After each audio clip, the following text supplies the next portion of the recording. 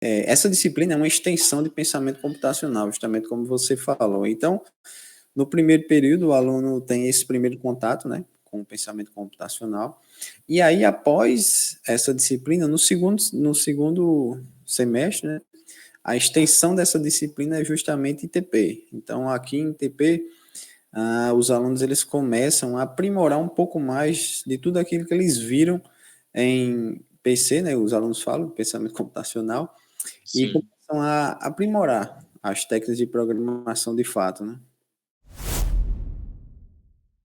Eu acho que justamente essa mudança de paradigma muito radical, digamos assim, não radical, mas muito brusca, né? Vocês saem de Python, que é uma linguagem de alto nível, e vai para C, que é uma linguagem de baixo nível. Então, muitas coisas que a gente faz em Python, inclusive eu ainda programo em Python, gosto muito de programar em Python. Muitas coisas que a gente faz em Python, quando a gente vai fazer em C, a gente não consegue fazer com a mesma facilidade. Por essas questões que eu falei, né? Python é uma linguagem de mais alto nível e C é uma linguagem de mais baixo nível. Então, algumas coisas que a gente vai fazer em C, a gente é que tem que pensar e a gente tem que, entre aspas, né, pedir ao computador, a gente tem que preparar o terreno, como a gente fala na programação, né? Em Python não, em Python já está meio que preparado o terreno, a gente só usa mais o que a linguagem oferece, né? Então, uma das principais dificuldades que eu encontro, que eu percebo, né, é justamente essa, uma mudança de paradigma muito brusca. Uma outra dificuldade que eu percebo é alguns alunos, eles até entendem o algoritmo, né, eles conseguem é, colocar no papel como eles vão resolver aquele problema e tal, mas às vezes eles não conseguem colocar isso em linhas de código, né? Repito, talvez por causa da linguagem e tal, mas às vezes eu percebo que eles entendem o passo a passo, mas às vezes eu percebo também que eles não conseguem colocar em prática ali A o ideia código. Oi? de colocar no papel. Tirar a ideia do pensamento e colocar Isso, no papel. exatamente. O algoritmo está na mente, mas às vezes eles não conseguem transcrever isso para o computador, é dizer ao computador o que ele precisa fazer, né? É uma dificuldade bem comum que eu encontro também. Acho que essas duas são as principais. Como a disciplina é 100% EAD, né? Então, o que eu faço são encontros assíncronos, né? Ou seja, o nosso encontro, o meu contato com os alunos é um contato mais virtual, né? Então, é mais via cigar, é mais via e-mail, é mais via Discord, etc. Ao longo da disciplina, a primeira vez que eu ministrei, como eu peguei ela já no meio da primeira unidade, mais ou menos, eu senti a necessidade de fazer encontros síncronos com a turma, porque eu percebi que eles não estavam assimilando o conteúdo por causa da velocidade, né, que eu tive que imprimir em relação ao trazo, né. Então, eu percebi que nesses encontros síncronos eu fazia a disciplina 90 horas, né, então geralmente as aulas são segunda, quarta e sexta. Então, eu fazia encontro com eles síncronos, né, via Meet, toda quarta-feira.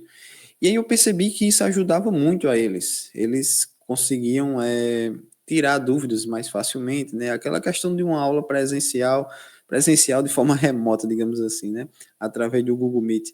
Eu percebi que estava ajudando muito eles. Então, eu continuei fazendo isso nas minhas outras disciplinas, né? Eu fiz isso na segunda turma e estou fazendo agora na terceira turma, né? Então, eu marco encontros síncronos, geralmente na quarta-feira, com a turma justamente para a gente conversar, para a gente resolver algum exercício que ficou pendente, etc. A questão do material, existe um material já proposto pelo IMD, né, em forma de slide, e eu uso esse material, eu baixo e coloco no Cigar. E esse semestre, especificamente, eu decidi gravar esse material no meu YouTube, né, e colocar lá no YouTube. Porque eu recebi uma dúvida de uma aluna, se eu não me engano foi uma aluna, perguntando para mim se tinha algum material pronto com esses assuntos no YouTube que ela pudesse acessar. E aí eu pensei, por que não eu fazer esse material, né? Porque já que eu estou na disciplina, eu conheço as dificuldades, eu conheço o que a disciplina pede, etc. Então eu decidi eu mesmo gravar esse material. Então eu estou pegando os materiais e à medida que eu coloco lá no Cigar, eu estou tentando gravar um vídeo, né, a respeito do material, de forma mais resumida, mas de forma que o aluno tenha um contato ali, algum vídeo, uma videoaula sobre aquele assunto, né? Então eu também estou vendo um feedback positivo sobre isso, né? Os alunos têm assimilado bem e eu pretendo aí gravar todo o material, né? Em relação às plataformas que você falou, né? Eu uso muito o Cigar, que é a nossa plataforma oficial, digamos assim, né? Da UFRN, do IMD. Eu uso também o Multiprova. Geralmente todas as minhas provas são lá pelo Multiprova. Eu uso o Bcrowd, que é uma ferramenta onde tem muitos exercícios lá.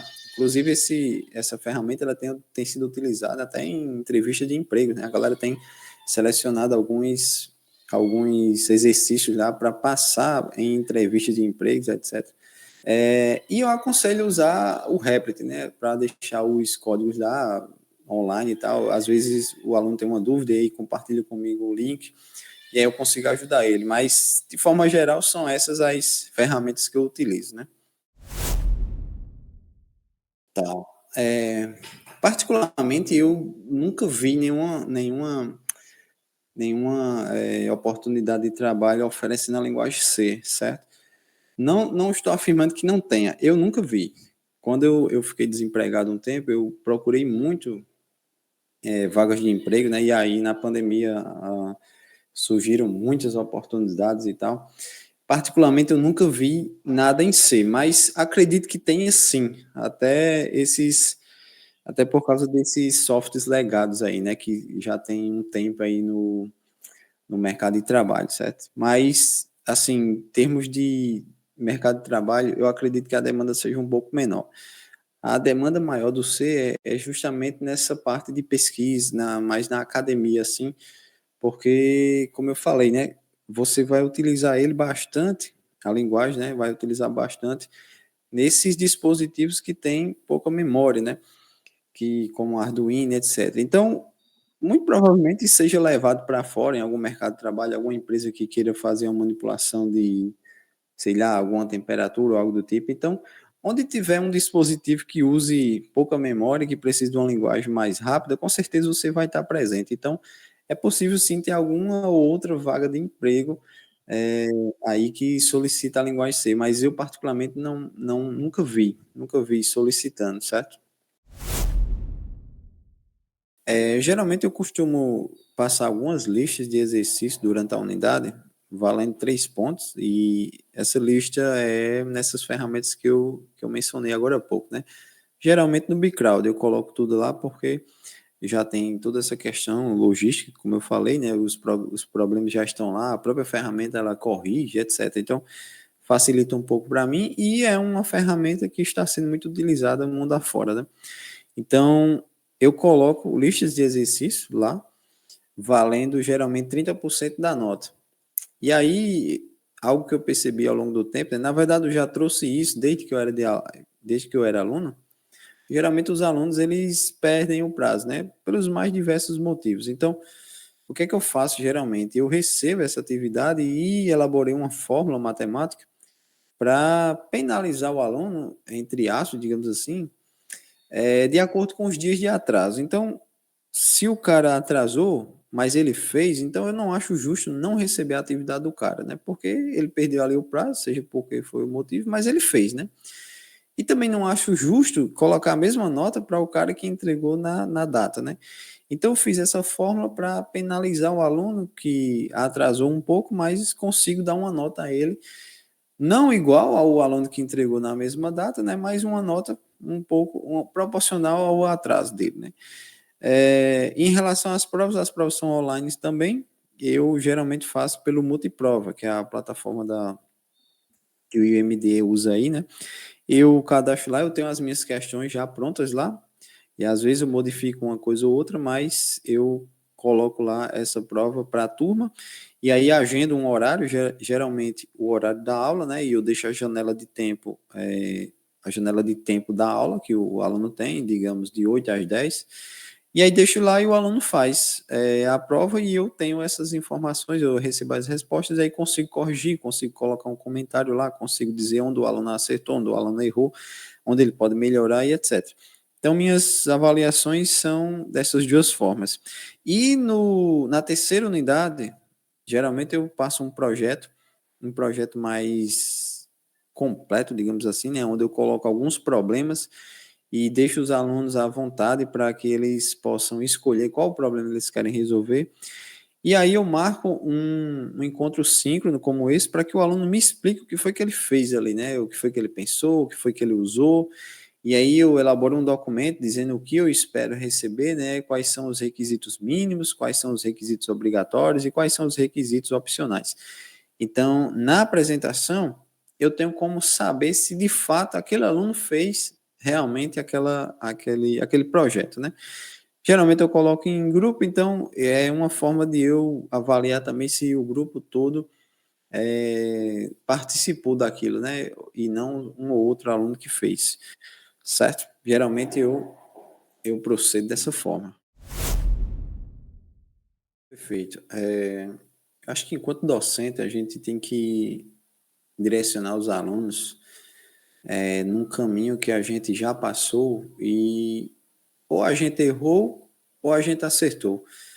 Nos caminhos que a gente erra, a gente, pelo menos eu acho, né, que essa é uma das nossas missões. Nossa missão é dizer para o aluno, não vá por aqui que vai dar errado. Particularmente eu passei por aí e não deu certo. E quando a gente acerta, né, passar isso para o aluno também. Vá por aqui que esse caminho provavelmente vai levar você a lugares bons. Então, o que eu sempre falo para meus alunos é o seguinte: não se limitem àquilo que vocês veem dentro de sala de aula. Se a gente for pegar C aqui do início ao fim, a gente passa uma vida toda estudando C, sem e não finda, né? Não finaliza. Então, o que a gente vê na disciplina é uma porcentagem muito mínima ali do que é C, né? Do que a linguagem pode nos proporcionar. Então, o que eu sempre falo para os meus alunos, principalmente nessas disciplinas EAD, onde o professor, no caso eu, não tenho como acompanhar de fato o processo de avaliação, né, como o aluno está resolvendo aquelas questões, porque hoje é muito fácil, eu coloco uma questão lá, e aí o aluno, se o aluno quiser resolver das mais formas diversas, né, listas ou ilícitas, ele resolve. Então, eu sempre digo para eles, não se enganem, não se engane. Então, você tem uma questão lá que você não sabe fazer, não adianta você ir no chat GPT da vida, por exemplo, pegar o código lá pronto e colocar lá na resposta. Você vai ter sua nota, provavelmente eu não ficarei sabendo que você fez isso, mas e o seu aprendizado? Onde é que fica? E quando você sair da academia? E quando você chegar numa entrevista de emprego? E quando aquele assunto for cobrado para você de uma forma mais enfática? Você vai ficar preso, porque você não aprendeu. Então, o momento de vocês aprenderem é esse. Vocês têm um network, vocês têm professores, os mais diversos possíveis. Então, de repente, eu posso não ser o melhor professor de ITP. Então, o que é que custa o aluno ir lá e pedir ajuda a outro professor, né? O que é que custa o aluno ir lá e pedir ajuda a um colega que entendeu melhor o assunto? Então, esse momento de academia é um momento que vocês precisam colecionar a maior quantidade possível de informação, de aprendizado, de network, daquilo que o mercado está querendo, se você pensa em ir para o mercado, do que a academia está querendo, se você pensa em ir para a academia, do que os concursos estão cobrando, se você pensa em fazer concurso. Então, assim, é um momento de você aprender o máximo possível. Então, sempre digo aos meus alunos, não fiquem presos aos assuntos que a gente vê nas disciplinas, somente eles, né? Não fiquem presos a slides, porque slide é apenas um roteiro ali que o professor vai ter ali na aula, um norte apenas. Então, o que eu sempre tento deixar sejam o mais sinceros possível, corram atrás de tudo aquilo que vocês podem correr, aproveitem o tempo que vocês têm, né? Porque na grande maioria, né, nessa fase da vida, a grande maioria, não sei se a maioria, mas uma boa parte dos alunos, eles só estudam, né? Então, no meu tempo de graduação, eu tive a alegria e a oportunidade de só estudar. Então eu estudava com muito afinco, eu não desperdiçava o meu tempo, eu estudava literalmente de 7 às 11h30, ia almoçar, dormia um pouco, pegava na aula de 1 às 5, ia jantar, estudava de 7 às 12 da noite. Isso eu segurei essa rotina, digamos assim, por 3 anos e meio. Então eu estudei muito na minha graduação, adquiri muito conhecimento e quando eu saí dela, eu vi que não foi suficiente. Eu passei 5 anos estudando para um concurso para poder ser aprovado, né? Então, assim, claro que isso depende de aluno para aluno, né? Eu tenho uma forma de aprender, cada um aqui tem uma forma diferente, mas eu acho que o conhecimento, eu acho que aquilo que você aprende, você não perde nada com isso. É a única coisa que nunca vão roubar da gente, né? A pessoa pode roubar meu carro, pode roubar meu celular, meu notebook, todos os meus bens materiais, mas aquilo que eu tenho, o know-how que eu tenho, que você adquire, ninguém rouba isso de você. E aí, no momento próprio, quando você tiver a oportunidade, você vai usar isso em algum momento, e aí você vai ver o quão bom foi você ter pagado o preço lá atrás para adquirir todo aquele conhecimento, porque quando a oportunidade chega, você está pronto. E aí, quando a oportunidade chega e você está pronto, aí não existe sorte, existe uma coisa chamada oportunidade que você aproveitou da melhor forma possível, certo? Então, eu deixaria essa mensagem aqui. Seja o melhor aluno que você puder, porque brevemente você será um excelente profissional. Pague em pensamento computacional da melhor forma que você puder, porque é um pré-requisito, né? Digamos assim. Lá em pensamento computacional você vai aprender a desenvolver um algoritmo, né? A pegar um problema do mundo real e desenvolver uma solução computacional para aquele problema. E em TP você vai fazer algo muito semelhante, só que em uma linguagem um pouco mais complexa, né? Que é a linguagem C. Então, basicamente seria isso: pagar muito bem pensamento computacional. Boa noite, né? É, Vamos falar um pouco sobre a disciplina de ITP no Bacharelado em Tecnologia da Informação. Temos aqui como convidado o professor Francimar. Boa noite, professor. Opa, boa noite. Ele que vai aqui nos informar, né, sobre a disciplina, algumas curiosidades e como a gente deve se comportar, né, diante dessa disciplina. Tá. Professor, como primeira pergunta, nós temos aqui como se deu esse interesse do senhor lecionar essa disciplina? Bem, primeiramente, queria agradecer o convite, né? Muito legal a iniciativa de vocês, bacana mesmo. E como se deu acho que vou falar um pouco da minha trajetória na docência, digamos assim, né? Então, inicialmente, enquanto era aluno, eu não pensava assim, não era o meu sonho, digamos assim, eu vou ser professor, eu quero ser professor. Mas também nunca tive nada contra, né? Até que em 2017 surgiu um processo seletivo aqui do estado do Rio Grande do Norte, do qual eu participei, e foi aprovado. Então, quando eu comecei a ministrar aulas ali, eu comecei a me identificar muito com a profissão, né? Com a questão de você lecionar, de você poder ajudar as pessoas compartilhando algum conhecimento que você tem e tal. E comecei a me aprofundar nessa área, né? E tô aqui até hoje. Cheguei no IMD no ano passado, já estou no quarto semestre no IMD, então quase 2 anos, 1 ano e meio atrás, né? E comecei a lecionar ITP. Já acho que se não me engano, é a terceira vez que eu leciono ITP. E é uma disciplina que eu gosto muito porque eu pego ali os alunos iniciando a trajetória deles na programação, né? Então, chegou para mim, no tempo ainda era o diretor, esqueci o nome dele agora é Ismênia, né? Mas antes de Ismênia, vocês podem me ajudar aí, como era o nome do diretor? Eu não sei. Eu entrei Eu também agora, não não vou faço ideia. Enfim, esqueci agora, mas ele perguntou não, eu cheguei já com o semestre andando, né? E ele disse que eu ia ficar com o ITP na época, né? Uma das disciplinas que eu peguei. E me identifiquei muito, porque, como eu falei, né, eu pego ali os alunos no início do curso, né, do segundo semestre, os alunos estão começando a entender, começando a ver ali na prática a programação, e é muito bacana porque você vê alunos interessados, né? Eu acho que na nossa área são os dois extremos, né? Ou você tem alunos muito interessados, ou você tem aluno que pouco interessados e aí acabam desistindo do curso, né? É difícil você encontrar um aluno ali, meu termo, nem goste mais ou menos, né? Mas assim, no IMD em particular, em especial, né, das turmas que eu peguei, eu notei muito isso. Os alunos, eles se doam muito. Eles estão ali realmente porque querem fazer aquele curso. Então, a minha trajetória no ITP começou dessa forma.